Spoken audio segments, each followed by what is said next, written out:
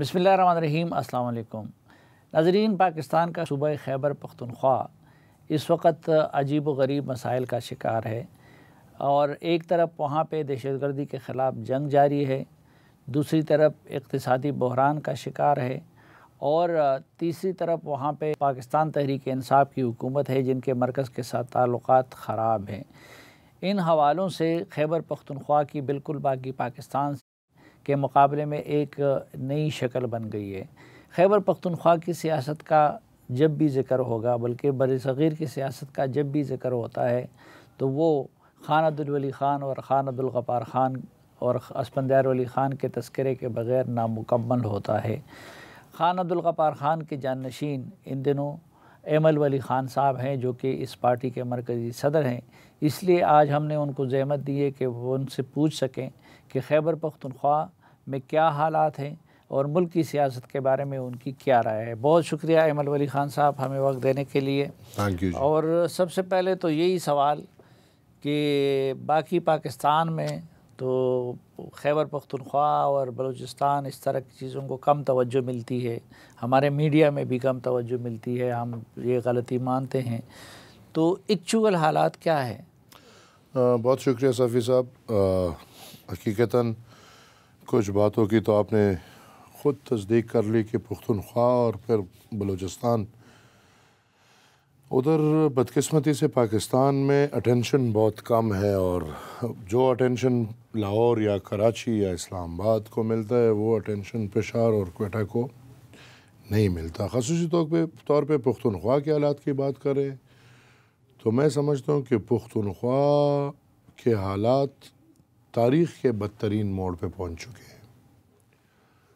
میں یہ سمجھتا ہوں، یا میری ناقص رائے ہے یا جو انفارمیشن ہے، کہ تقریباً آدھا پختونخوا تو حکومت کے رٹ میں ہی نہیں ہے۔ اگر ہم دیکھیں ڈیرہ اسماعیل خان سے شروع کر کے وزیرستان اور لکی مروت، ٹانک اور بس کوہاٹ تک، بنو اور کوہاٹ اور کرک یہی رہ گئے ہیں۔ باقی جنوبی اضلاع جو ہیں وہ تقریباً وہاں پہ پولیس کی رٹ چیلنجڈ ہے، وہاں پہ پولیس کی رٹ نہیں ہے، وہاں پہ کس کی رٹ ہے؟ جو وہاں پہ دہشت گردوں کی رٹ ہے، وہاں پہ باقاعدہ دہشت گرد ٹریفک چلا رہے ہیں، روڈز چلا رہے ہیں، وہاں پہ باقاعدہ دہشت گردوں نے راستے میں رکاوٹیں کھڑی کی ہوئی ہے، لوگوں کی چیکنگیں کر رہے ہیں، اور مطلب کہ علاقے کا بالکل کنٹرول لیا ہوا ہے، اور پولیس جو ہے وہ تانوں سے باہر نہیں نکلتی۔ اس میں دو وجوہات ہیں۔ ایک تو آلریڈی جو اس خطے کے بدلتے صورتحال ہیں، جو صورتحال ہم دیکھ رہے ہیں افغانستان رجیم چینج سے ہوتے ہوتے ابھی جو کل پرسوں شام میں ہوئے، تو ان صورتحال کا اثر بالخصوص پختونخوا میں ضرور پڑتا ہے، اور پھر خصوصاً جب افغانستان میں جو حالات ہوتے ہیں ان کا ریپرکشن پختونخوا میں ہوتا ہے۔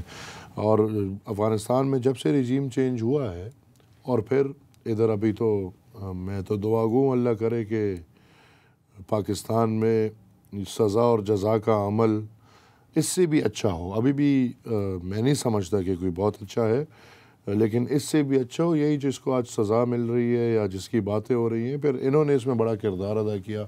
40,000 دہشت گردوں کو باقاعدہ لا کے یہاں پہ ریکنسیلیشن کے نام پہ ری سیٹل کرایا گیا۔ پھر عمران اور عارف علوی نے 102 دہشت گردوں کو، جو میں پچھلے 4 سال سے چیخ رہا ہوں، ان کو باقاعدہ رہا کر کے چھوڑ دیا گیا، اور آج وہی لوگ ہیں جو پختونخوا میں ان بگڑتے ہوئے صورتحال کے ذمہ ہیں۔ اور میں سمجھتا ہوں کہ پختونخوا کی جو حکومت ہے اس کو بھی اگر دو زاویوں سے دیکھا جائے تو نمبر 1 وہ ان دہشت گردوں کے حامی ہیں، اتحادی ہیں، اور اس کے پس منظر کو دیکھیں یا تاریخ کو دیکھیں یا حال کو دیکھیں تو ہمیں بہت مثالیں ملتی ہیں کہ پی ٹی آئی جو ہے یہ ان دہشت گردوں کا حامی جماعت ہے، یا ان کا میں کہوں گا پولیٹیکل ونگ ہے۔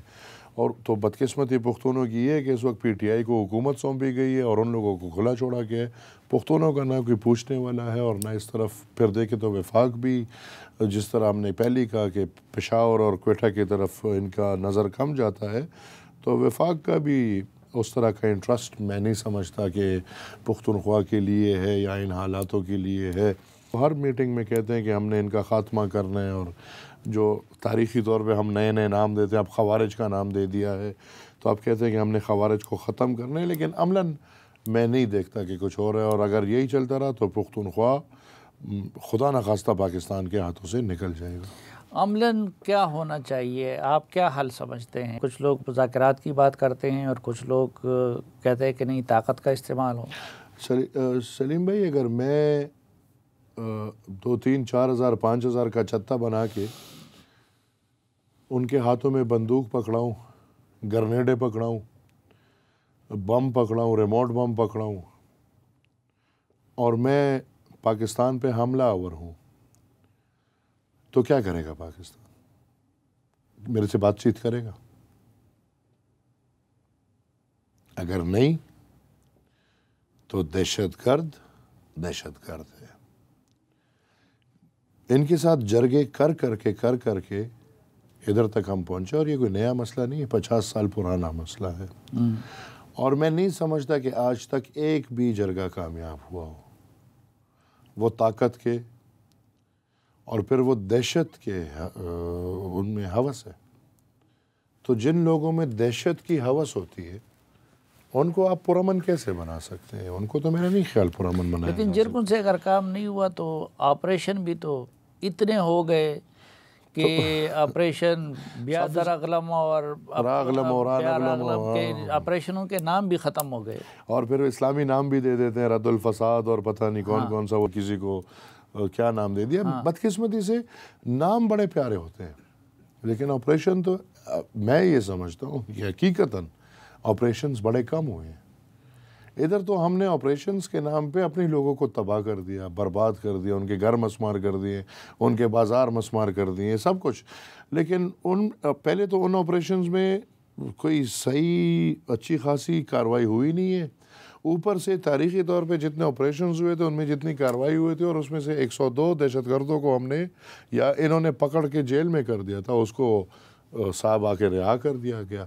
تو میں یہ سمجھتا ہوں کہ آپریشنز بھی ابھی تک ہوئے، آپریشن حل ہے کیوں نہیں. لہٰذا میں یہ سمجھتا ہوں کہ ان باتوں سے اب آگے آ جانا چاہیے. آپریشن اور بیٹھنا نہیں، نیشنل ایکشن پلان جو ایک مسودہ ہمارے سامنے پڑا ہوا ہے اور جو انہوں نے ہی تیار کیا ہے، جس پہ آپ کو پتہ ہے کہ ہر واقعہ افسوسناک ہے، ہر واقعہ افسوسناک ہے. ایک شہید جس میں ہو وہ بھی افسوس کا جگہ ہے، اور جس میں 100 یا ہزاروں کی تعداد میں ہو. لیکن APS کا جو واقعہ تھا اس میں جو بچے جس طرح شہید ہوئے تھے، اس نے ہمارے اس پورے قوم کو اور اس ملک کو جھنجھوڑ دیا تھا. اس واقعے کے بعد تمام سیاسی قوتیں، عسکری قوتیں، انٹیلیجنسیا، یہ بیٹھ کے انہوں نے بیٹھ کے ایک مسودہ تیار کیا جس کو نیشنل ایکشن پلان کہا گیا. اس نیشنل ایکشن پلان پہ کیوں عمل نہیں ہو رہا؟ بس میں یہ سمجھتا ہوں کہ اور کوئی راستہ نہیں ہے ہمارے پاس اور کوئی چارہ نہیں ہے. اگر اس ملک کو ہم نے صحیح کرنا ہے، اگر ہم نے یہ فیصلہ کر لیا کہ اس ملک کو صحیح کرنا ہے، ہم نے اپنی تاریخی طور پہ جو جنگی اپنے اکانومی چلا رہے ہیں، ہم نے اس سے ہٹ کے اب اکانومی کو اور راستوں پہ چلانا ہے، اور ہم نے اکانومی کی خاطر یا اس ملک میں ڈالروں کی خاطر اپنے بچوں کو نہیں مارنا. تو پھر میں سمجھتا ہوں کہ نیشنل ایکشن پلان وہ بہترین مسودہ ہے جس سے ان کا خاتمہ ہو سکتا ہے. لیکن مذاکرات اس طرح ہوتے ہیں، اس کا یہ انجام ہوتا ہے. اور پچھلے دنوں جب حکومت نے عزم استحکام شروع کیا، اس کے ساتھ جب آپریشن کا لفظ لوگوں نے سن لیا، جس کے ساتھ غلطی سے ہوا تھا کہ آپریشن کا لفظ، تو آپریشن کی سب نے مخالفت ہم نے بھی کی. ہاں صافی صاحب، بات یہی ہے نا کہ آپریشن پاکستان میں بدنام ہو چکا ہے. آپریشن پاکستان میں دکھاوے کے لیے ہے. حقیقت ہم نے کچھ نہیں کیا، بلکہ پھر اس ڈرامے میں ہم نے کیا کیا کہ دہشت گردوں کو کھلا چھوڑ دیا. وہ ڈرامہ جب پورا کرنا تھا تو ہم نے اپنے قوم کے گھروں کو، پورے گاؤں کو، بازاروں کو مسمار کر کے رکھ دیا. لہٰذا لوگ آپریشن سے نفرت کرتے ہیں. اور میں بھی یہ کہتا ہوں کہ آپریشن جو یہ آپریشن کرتے ہیں، رد الفساد اور ضرب عزم اور عزم استحکام اور کیا، یہ نہ انہوں نے مسئلے کو حل کیا ہے اور نہ کر سکتے ہیں. ٹارگیٹڈ آپریشن، اور ٹارگیٹڈ آپریشن جو نیشنل ایکشن پلان کا حصہ ہے کہ کوئی بھی بندہ ریاست کے خلاف بندوق اٹھاتا ہے، عام شہریوں کو نقصان پہنچاتا ہے، اس کے خلاف پوری کی پوری کارروائی ہونی چاہیے. It's as simple. اور میں یہ سمجھتا ہوں صافی صاحب کہ ہمارے اداروں کو یہ ایک ایک دہشت گرد فنگر پوائنٹس پہ پتہ ہے.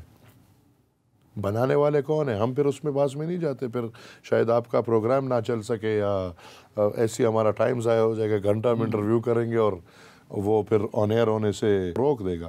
اس کی تاریخ میں نہیں جاتے، لیکن ارادہ کرنا ہے. اگر ارادہ کر لیا، ایک ایک دہشت گرد کو یہ جانتے ہیں، ایک ایک دہشت گرد کو یہ پہچانتے ہیں، ان کے گھر کو یہ جانتے ہیں، ان کے خاندان کو یہ جانتے ہیں، ان کے کرتوتوں کو یہ جانتے ہیں. ان کے لیے میرے خیال میں اگر فوج چاہے تو یہ مسئلہ 10 دن میں حل ہو سکتا ہے. اچھا، آپ نے اس کی طرف اشارہ کیا شروع میں خود احتسابی کی طرف، تو جنرل فیض کا کیس جس طریقے سے لیا گیا ہے، آپ اس کو سمجھتے ہیں کہ خود احتسابی کا عمل شروع ہوا ہے؟ میں یہ سمجھتا ہوں، اگر میرے لیے امید کی کرن ہوتی، روشنی ہوتی اگر ان سب میں یہ بھی ہوتا کہ دوران سروس اس نے کیا کیا کیا ہے. ہاں ٹھیک ہے، رنگ روڈ وغیرہ کو تو دوران سروس میں لے آئے ہیں، لیکن کیا دوران سروس جو جنرل فیض حمید نے آر ٹی ایس کے نام پہ انتخابات پورے پاکستان کے سبوٹاج کیے تھے، کیا اس کیس میں وہ ہے؟ نہیں. جو جنرل فیض نے اپنے ذاتی انا یا ذاتی کردار پہ، ہمیں اس وقت بتایا گیا تھا کہ اس میں اور کسی کا کام نہیں تھا، تو اگر فیض نے یہ کیا اور اس نے کابل انٹرونشن میں حصہ لیا ہے اور اس نے پھر ادھر حکومتیں بنانے میں حصہ لیا ہے، تو یہ بہت بڑی بغاوت ہے. تو میں یہ سمجھتا ہوں کہ اگر کوئی دوران سروس اس پہ کچھ ہوا ہو اور وہ اس میں لکھا گیا ہو تو پھر شاید میں امید کی کرن دیکھوں. جو موجودہ جمہوریت ہے اس کو آپ جمہوریت سمجھتے ہیں؟ نہیں جناب، بالکل بھی نہیں. عجیب کھیل ہے. میں تو چیخ چیخ کے بول رہا ہوں. پہلے تو صرف یہ ہوتا تھا کہ حکومت چنی جاتی تھی اور حکومت میں چنے ہوئے لوگ بٹھائے جاتے تھے. اب تو پورا نظام چنا ہوا ہے بھائی. وزیر اعظم ان کی مرضی کا ہے، وزیر داخلہ ان کی مرضی کا ہے، وزیر یہ جو ہے فائنانس منسٹر یہ مسلم لیگی نہیں ہے پرانا. اپوزیشن لیڈرز کمپرومائزڈ ہے. ان کے عمر ایوب کو دیکھ لیں، شبلی فراز کو دیکھ لیں، پھر دیکھیں وہ بھی کمپرومائزڈ ہے 100%. جی عمر ایوب تو مجھے انقلابی، میں تو نہیں سمجھتا کہ عمر ایوب انقلابی ہوگا. اور شبلی فراز کے بارے میں تو اس کے اپنے والد کے الفاظ ہیں، لہٰذا ان کو تو اب ہم جانتے ہیں، بڑے قریب سے جانتے ہیں. اور میں یہ نہیں سمجھ سکتا کہ ان کے، بلکہ کل کی اگر آپ کل کی شبلی فراز کی سینٹ والی تقریر جو اس نے 26 نومبر کی لے کی ہے، اگر آپ دیکھیں تو اس نے تو پی ٹی آئی کا پورا جو بیانیہ ہے اس کو تباہ کر دی. ایک کمپرومائز سیاست چل رہی ہے. اس سیاست میں صرف پی ٹی آئی کے بیانیے کو کیسے تباہ کیا؟ وہ آپ تقریر سن لیں تو آپ کو پتہ چل جائے گا. میں تو کل ادھر بیٹھ کے میں اصل میں نہیں سنتا، سننے کو بڑی ہمت چاہیے ہوتی ہے. ویسے حقیقت آپ کی بات ٹھیک ہے، بڑی ہمت چاہیے. ہم بھی کبھی لابی میں جاتے ہیں، کبھی واپس آتے ہیں، لیکن مجبوراً سننا، کیونکہ ادھر بھی اسپیکر لگے، ادھر بھی سامنے بیٹھے ہوتے ہیں. اور میری اور اس کی تو ہمیشہ انبن چلتی رہتی ہے، کل بھی میری چلی. تو میں یہ سمجھتا ہوں کہ سر بالکل سیاست compromised at every level. At every level. اس طرح کی سیاست چلتی ہو تو فوج کو کبھی مارشل لا لگانے کی ضرورت نہیں. It's an example of that, a soft martial law جس میں سب کچھ ان کا چل رہا ہے، ہر فیصلہ ان کا چل رہا ہے. سیاست پھر تو لوگ یہ بھی کہیں گے کہ آپ بھی ان کی مرضی سے سینیٹر بنے. نہیں، ان کی مرضی سے نہیں بنا ہے، سیٹ اپ میں بنا ہوں. یہ آپ کہیں کہ میں جو بلوچستان سے سینیٹر بنا ہوں تو وہ ممبر کیسے بنے ہیں، وہ سوالیہ نشان ہے. جب تک میری بات ہے تو میں اپنے 3 ممبرز کے بنا پہ پیپلز پارٹی کے اتحاد میں، اور ابھی بھی یہ جو پی ٹی آئی والے ہیں وہ یہی بات کر رہے ہیں، آپ بھی سن رہے ہوں گے. لیکن جہاں تک میری ذاتی بات ہے تو میں اپنے ممبرز اور پیپلز پارٹی کے اتحاد پہ میں آیا ہوں. اور آپ کو پتہ ہے کہ فارمولا میں مجھے انہوں نے 4 ووٹس دیے ہیں، ہم نے ان کو درجنوں ووٹس دیے ہیں. تو لہٰذا ہاں if you look at it from the base تو پھر میرے سے یہ سوال مشکل ہوگا کہ بھئی وہ 3 ممبر. یہ سوال دوسری شکل میں بھی کیا جاتا ہے نا کہ بھئی آپ اس طرح کے ایک ہائیبرڈ سسٹم میں بیٹھے کیوں ہیں, اس کا حصہ کیوں ہیں؟ ہاں, کیوں کا جواب صرف یہ ہے کہ میں نے جانا تھا اس سسٹم میں بیٹھ کے اس سسٹم کے اندر آواز اٹھانی تھی. That's the only reason I had. جو ان کی کوشش ہے, میری عمر 38 سال ہے, میں اس میں 2-3 الیکشنز مجھے زبردستی ہرا دیے گئے ہیں, اور میں یہ سمجھتا ہوں کہ وہ اسی لیے ہرائے جاتے ہیں تاکہ ہماری آواز کو دبایا جائے. باقی تو ہماری اتنی طاقت ہے نہیں کہ ہم وفاقی حکومت بنائیں, وزارت ہم شوق نہیں کرتے, باقی چیز ہماری نہیں. ایک ہی چیز ہے جو آواز ہے. یہ چاہتے ہیں کہ وہ آواز دبایا جائے, اور آبویسلی آواز دبا نہیں سکتے, لیکن پارلیمنٹ کے اندر سے آواز ایک رنگ ہوتا ہے, چوک میں باہر چوک میں آواز دوسرا رنگ ہوتا ہے. تو ہم نے آخر میں یہ فیصلہ کیا کہ نہیں, اگینسٹ دا آڈس, یہ نہ چاہتے ہوئے ہم ان کے مرضی کے اگینسٹ جائے, اسمبلی میں بیٹھے اور اپنی آواز بلند کریں. ناظرین, ایک مختصر سی بریک لیتے ہیں اور واپس آئیں گے تو ایمل ولی خان صاحب کے ساتھ گفتگو کا سلسلہ آگے بڑھائیں گے. ہمارے ساتھ رہیے.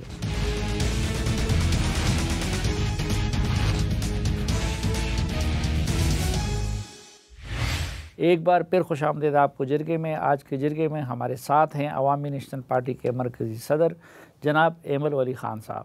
آپ کے نزدیک جو موجودہ بحران ہے, اس کا حل کیا ہے؟ فریش الیکشن ہے, 47 اور 45 کی ڈسٹنکشن کرنا ہے, کیا حل ہے؟ حل یہ ہے کہ تاریخ کو جان کے, ابھی 47 اور 45 بھی ہسٹری ہو گیا نا جی, تو پھر یہ 47 اور فارم 47 کی ہسٹری نہیں ہے, یہ ہسٹری 1947 کی, جس میں قائد اعظم صاحب پہلا قیدی ہے, جس نظام کا فاطمہ جناح باغی ہے, جس نظام میں ہر محب وطن باغی ہے اور ہر محب ادارہ محب وطن ہے. لہٰذا ہمیں اگر پاکستان کو بہتر بنانا ہے, جو آپ نے سوال کیا, تو معیشت کو بعد میں دیکھتے ہیں, امن و امان کو بعد میں دیکھتے ہیں, پہلے تو نظام کی بات کریں گے. نظام کو ٹھیک ہونا چاہیے, اور نظام سے میرا معنی جو آئین کے مطابق ہے, اس میں دفاعی اداروں کا کردار صرف دفاع تک رہنا ہے, ملک قوم عوام کے دفاع تک رہنا چاہیے. اس سے آگے ان کا کام نہیں. ان کا یہ کام نہیں ہے کہ MNA کون بنے گا, MPA کون بنے گا, قانون کیا آئے گا, اور جو ابھی کر رہے ہیں ہمارے فارن ریلیشنز کس کی مرضی سے چل رہے ہیں. ہندوستان کے ساتھ تعلق کیا سیاستدان کی مرضی سے یا فوج کی مرضی سے؟ افغانستان کے ساتھ ہمارا تعلق فارن ریلیشنز ہمارے آپ سب دیکھ لیں, اتنے تک کہ ہمارے امریکہ کے ساتھ تعلق وہ فوج کی مرضی سے ہوں گے, وہ پارلیمان یا سیاستدانوں کی مرضی سے نہیں ہوں گے. دوسری طرف ہمارا اکنامک افیئرز, اس میں بھی ہم آزاد نہیں ہیں بدقسمتی سے, ہم ماتحت ہیں, اور اس وقت تو ہم ایسی جگہ پہ پہنچ گئے کہ ہم ماتحت ہیں ڈائریکٹ ورلڈ بینک کے, امریکنز کے, اس کی مرضی کے بغیر ہم ایک قدم نہیں ہلا سکتے. تو لہٰذا ہم ایک خود مختار نظام نہیں, لیکن سیاستدان بھی اپنا کاندھا پیش کر دیتے ہیں نا. پہلے PTI نے پیش کیا ہوا تھا کئی سال. تو سر جی, وہی سیاستدان جس کو فوج بناتا ہے نا, وہی سیاستدان جس کو فوج نے بنایا ہے, وہ اپنے کندھے فوج کی مرضی سے ہمیشہ پیش کرے گا. وہ تو قانون فوج کی مرضی کا لا رہا ہے, وہ تو آئین فوج کی مرضی کا لا رہا ہے, وہ تو نظام فوج کی مرضی سے چلا رہا ہے, وہ تو ایک ایک قانون فوج کی مرضی سے پاس کر رہے ہیں. تو ان کو آپ پھر یہ نہ کہیں کہ یہ سیاستدان نہیں. آپ اوریجنل لوگوں کو چھوڑ دیں, اوریجنلز کو تو آپ نے تباہ کر دیا. آپ تاریخ دیکھیں, 47 اوریجنل کون ہیں, 47 سے لے کے ادھر تک آپ کے کتنے گھرانے آپ کے تباہ ہو گئے. آپ مجھے بتائیں شافی صاحب, ادھر وہی پھر مسئلہ آ جاتا ہے نا, تحریک پاکستان اور تحریک آزادی کا. تحریک آزادی کے کون ہے, کدھر ہے, گھرانے کدھر گئے؟ کیا ایک بچہ خان تھا تحریک آزادی کا ہیرو؟ یعنی پاکستان میں تحریک آزادی انگریز کے خلاف تحریک چلانے والے لوگ تھے یا نہیں تھے؟ تو اگر پریکٹیکلی دیکھا جائے, اس وقت انگریز کے خلاف تحریک چلانا تو اس وقت فوج کے خلاف تحریک چلانا تھی. بیچ میں پھر تحریک پاکستان آ گیا, اور پھر جب تحریک پاکستان آ گیا تو ادھر بننا شروع ہو گیا. لہٰذا میں یہ سمجھتا ہوں کہ جو اوریجنلز تھے, GM سید کا گھرانہ کدھر ہے جی؟ کہیں ہے؟ جنوبی پنجاب کے جتنے تحریک آزادی کے لیڈرز تھے کدھر ہیں؟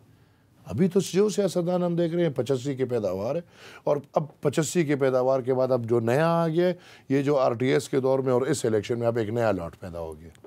نہیں اب لہٰذا میں یہ سمجھتا ہوں کہ آپ عوام کو چھوڑو، عوام صافی صاحب کو پسند کرتے ہیں، عوام ایمل کو پسند کرتے ہیں، عوام جس کو پسند کرتے ہیں ان کو کرنے دو۔ احتساب کا کام بھی عمل بھی عوام کا ہے، بدلہ لینا بھی ان کا ہے۔ ادھر تو وہ سیاستدان جو مقبول نہیں ہے لیکن قبول ہے تو بس بات چل رہا ہے اور وہ ان کی مرضی سے۔ لیکن اس مرتبہ خیبر پختونخوا میں پختونوں نے تو PTI کو ووٹ دے دیا، جس پہ ہم یقین نہیں کر سکتے کہ اسٹیبلشمنٹ چاہتی تھی، یہ اسٹیبلشمنٹ کی مرضی کے بغیر سب کچھ ہو گیا۔ نہیں، کیوں یہ بہانہ دے رہے؟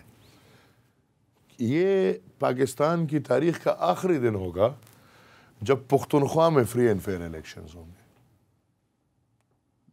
اور بلوچستان میں فری اینڈ فیئر الیکشنز ہوں۔ بالکل جی، یہ ان کی مرضی سے ہوئے۔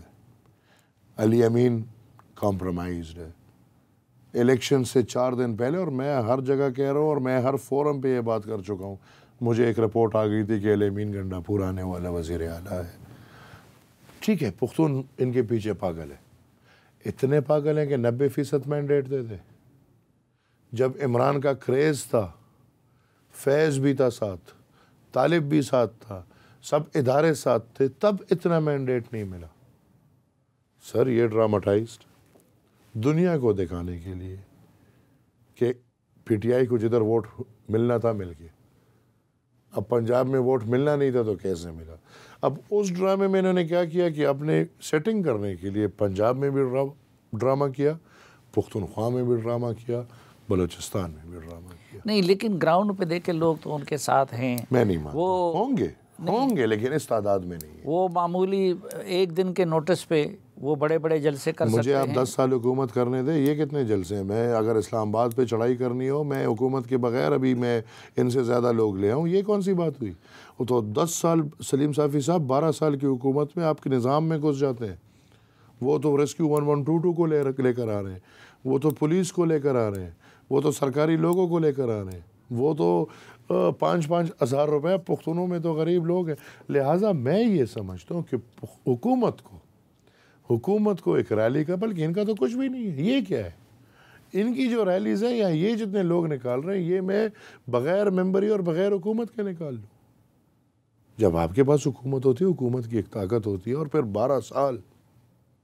لہٰذا میں یہ سمجھتا ہوں کہ یہ جو ریاست نے ان کو جو کچھ دیا ہوا ہے اسی کو استعمال کر کے لا رہے ہیں۔ ادروائز بڑی آسان بات ہے، میں تو ہر فورم پہ کہہ چکا ہوں۔ تو ریاست تو ان کو روکتی ہے آنے سے، تو پھر کدھر روکا ہے؟ ریاست نے تو مہمان نوازی کی۔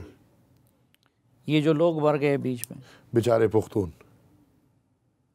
بیچارے نہیں دوسرے صوبوں کے بھی کچھ مرے ہیں۔ پختون کچھ کدھر تھا؟ علی امین اور پیرنی کدھر تھی؟ سیف ہاؤس میں مہمان نہیں تھے اسی شام؟ سیف ہاؤس میں مہمان تھے۔ یہ باتیں تو چپ نہیں رہتی نا۔ ہجوم کو لا کے، ہجوم کو ادھر بلو ایریا میں چھوڑ کے آپ سیف ہاؤس میں مہمان نوازی کرو، پھر آپ گاڑیاں بدلو، آپ کو مرگلہ، کیا مذاق ہے؟ اور پھر اوپر سے ڈرامے کرو کہ میں 12:30 بجے تک ڈی چوک میں تھی۔ یہ دیکھیں کھیل یہی ہے، اور کھیل میں آج انشاءاللہ کل مجھے موقع نہیں دیا گیا، میں آج سینٹ میں بھی وفاق اور صوبے دونوں سے یہ پوچھوں گا کہ ٹھیک ہے چلے پختون زندہ تھے، دھوکہ کیا گیا تھا، ان کے پیچھے پڑ گئے تھے، میری قوم ہے، ان کے شہیدوں کا میں پوچھوں گا۔ یہ کیا مذاق بنا دیا؟ ایک پہ ڈال رہے، ایک دوسرے پہ ڈال رہے، بابا اس نے مارا ہے، اس نے مارا ہے۔ آپس میں بیٹھ کے ان کو میں آج دوں گا کہ آپس میں بیٹھو، فیصلہ کرو، مجھے میرا ذمہ وار دو۔ یہ جو قوم کے لوگ مرے ہیں اس کے ذمہ وار کون ہے؟ ان ڈراموں میں مریں گے کیا؟ ایک گولی کسی لیڈر کو نہیں لگ سکتی تھی؟ میں نہیں چاہتا کہ لگے، لیکن جہاں 12 لوگ شہید ہو سکتے ہیں یا جہاں 12 لوگ شہید ہوئے ہیں، وہاں پہ علی امین اور پنکی پیرنی کیسے سیف ایگزٹ پہ نکل گئی؟ یہ ان کو کیسے ہمیشہ وہ علی امین کے جو ڈرامے اس نے جو تقریر 12 ضلع کراس کر لیے ہیں، اور یہ کیسے ہو جاتا ہے؟ کیا ریاست اتنی کمزور ہے کہ یہ ایک مراد سعید کو نہیں پکڑ سکتی؟ اتنی کمزور ہے کہ ادھر بلو ایریا کے راستے سے ان سے علی امین اور پنکی پیرنی نکل جاتے ہیں۔ تو یہ وہی کھیل ہے جی کہ سوات میں آپریشن ہوا، سوات کلیئر ہو گیا لیکن مسلم خان نکل گیا۔ ناظرین، ANP کے مرکزی صدر ایمر علی خان صاحب کے ساتھ یہ گفتگو جاری رکھیں گے، لیکن ایک وقفے کے بعد۔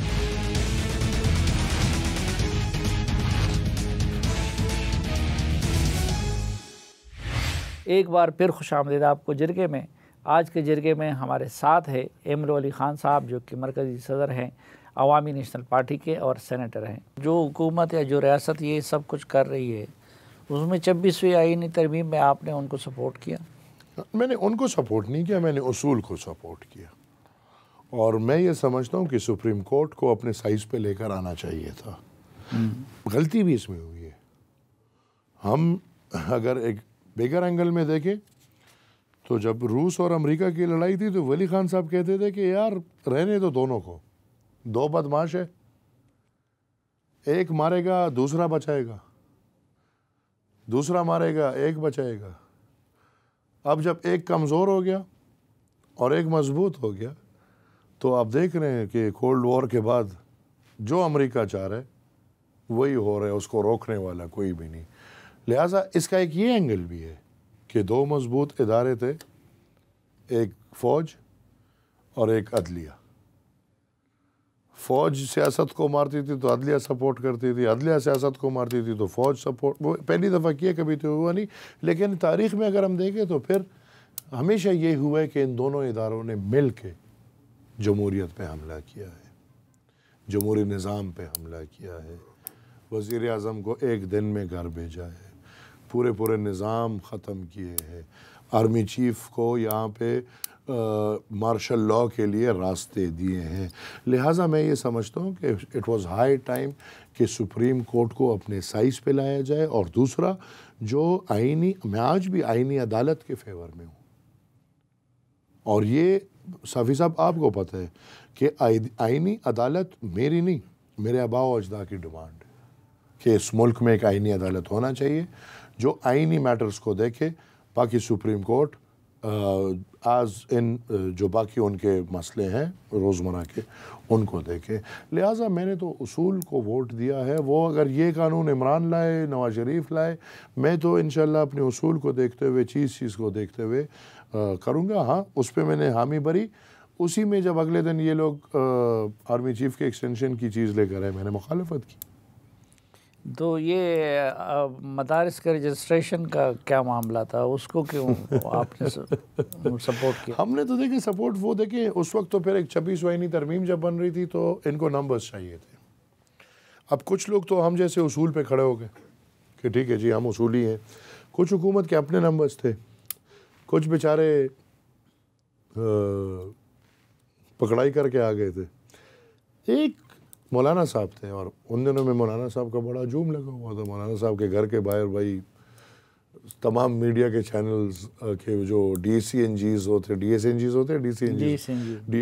وہ کمپنیوں میں کم کھڑے تھے اور مولانا کے گھر کے باہر زیادہ کھڑے تھے، وہ پورے اس میں۔ اور مولانا صاحب ایک کمرے میں پی ٹی آئی والے بیٹھے ہوتے تھے، مولانا صاحب لائم لائٹ میں تھے، اور ایک بڑا مزہ آ رہا تھا سیاست کا۔ اور کبھی پی ٹی آئی آ رہے اور کبھی محسن نقوی آ رہے اور کبھی صدر صاحب آ رہے اور کبھی بلاول آ رہے اور کبھی شہباز شریف صاحب آ رہے، اور ایک قصہ تھا۔ اور چلے انہوں نے وہ اپنے وزن کو استعمال کر کے ہوئے اپنے نظریے کے مطابق ایک چیز اندر ڈال دی۔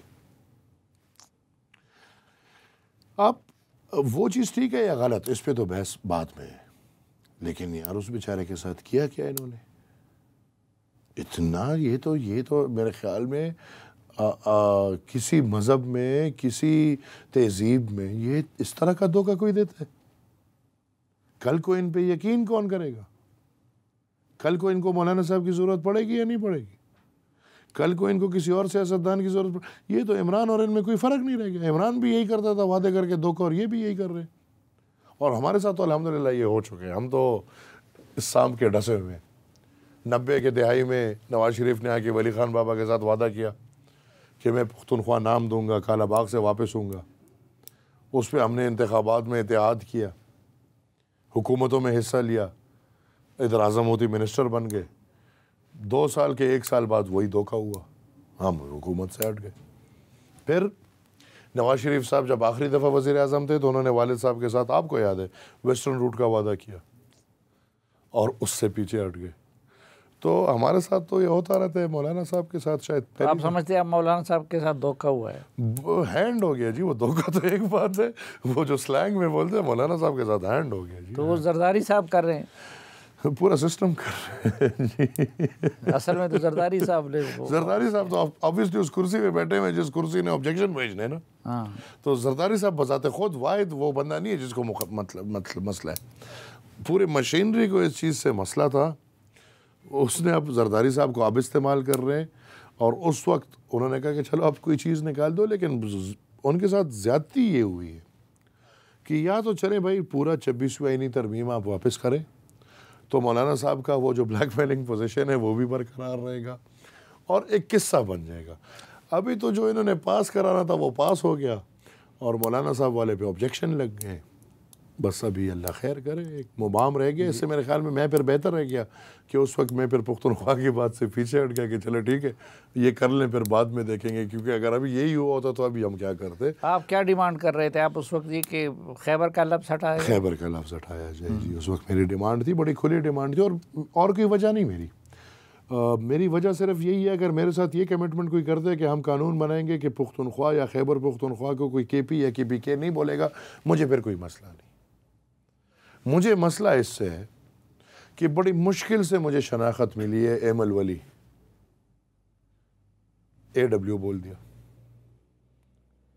یہ خیبر پختونخوا ٹھیک ہے، ہم نے کمپرومائز کر کے اس وقت خیبر مانا ہے، لیکن یہ تو ہمارے صدیوں کی کوشش ہے. اور اب تو خیبر پختونخوا کا ایسا ہے. خیبر آئی انڈرسٹینڈ، لیکن ایک ضلع ہے نا، ایک پاس ہے. ہاں، کیا آپ میں نے کہا ٹھیک ہے، اس کے ساتھ بھی میں ماننے کو تیار تھا کہ پھر ایسے کرتے ہیں کہ اگر پختونخوا خیبر پختونخوا ہے تو چلیں گوادر وہ یہ کر لیتے ہیں. یہ لاہور میں جو ہمارا پاس ہے انڈیا کی طرف واگا، تو میں نے کہا چلو واگا پنجاب کر لو. ٹھیک ہے، خیبر پختونخوا ٹھیک ہے، پھر واگا پنجاب کر لو، بولان بلوچستان کر لو، کرو نا. تو خیبر بھائی ہمارا حصہ ہے، ہم خیبر سے منکر نہیں ہیں، لیکن خیبر تو ایک ضلع ہے نا، ایک پاس ہے نا. تو آپ اس کو لا کے پورے، اور پھر میں ہزارے والے یہ جو مریوب لوگ ان کا میں ہریانو، ان کا خیبر سے کیا لینا دینا. وہ ادھر ہزارے میں بیٹھے ہوئے بس نہیں، پختونخوا ان کو نہیں پسند. اچھا، اب یہ جو مذاکرات کچھ ہونے جا رہے پی ٹی آئی کے اور حکومت کے، اس سے آپ کو کسی خیر کی توقع ہے؟ دیکھیں، میں نے تو کل بھی کہا تھا کہ عمران کا جو فائنل اٹیمپٹ ہوگا وہ ترلے منتے اور پیر پڑنا ہوگی. تو اگر یہ مذاکرات پی ٹی آئی کی یہی ہے کہ انہوں نے ترلے کرنی ہے، منتے کرنی ہے اور پیر پڑنا ہے، تو پھر کامیاب ہے. ادروائز میں اس میں کوئی کامیابی نہیں دیکھ رہا. اچھا، آپ کو تو اس بحران کا حل آپ کی نظر میں کیا ہے؟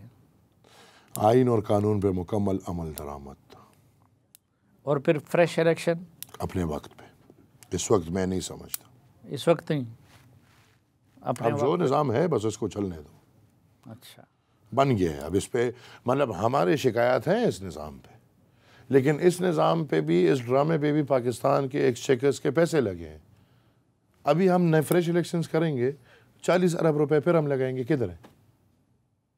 اور اس میں بھی اگر یہی کھیل کھیلا جائے تو مسئلے کا حل بھی تو نہیں ہے. لہٰذا میں سمجھتا ہوں کہ جو نظام ہے اب ہے، لیکن کل کے لیے بہتری لاؤ.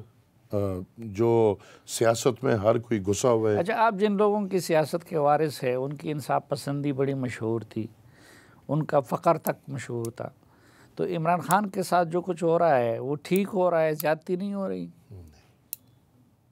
میں بھی انصاف پسند آدمی ہوں، اپنے آباؤ اجداد کے راستے پہ چلتے ہوئے مجھے بھی انصاف پسند ہے، اور انصاف ہونا چاہیے. زیادتی نہیں ہو رہی؟ کوئی بھی نہیں. بہت شکریہ جناب ایمل ولی خان صاحب ہمیں وقت دینے اور ہم سے بات کرنے کے لیے۔ ناظرین، اس توقع کے ساتھ کہ پروگرام سے متعلق اپنی رائے سے آپ ہمیں آگاہ کرتے رہیں گے، ایمل ولی خان صاحب کے ایک بار پھر شکریہ کے ساتھ آج کے جرگے سے اجازت چاہتا ہوں۔ اللہ حافظ۔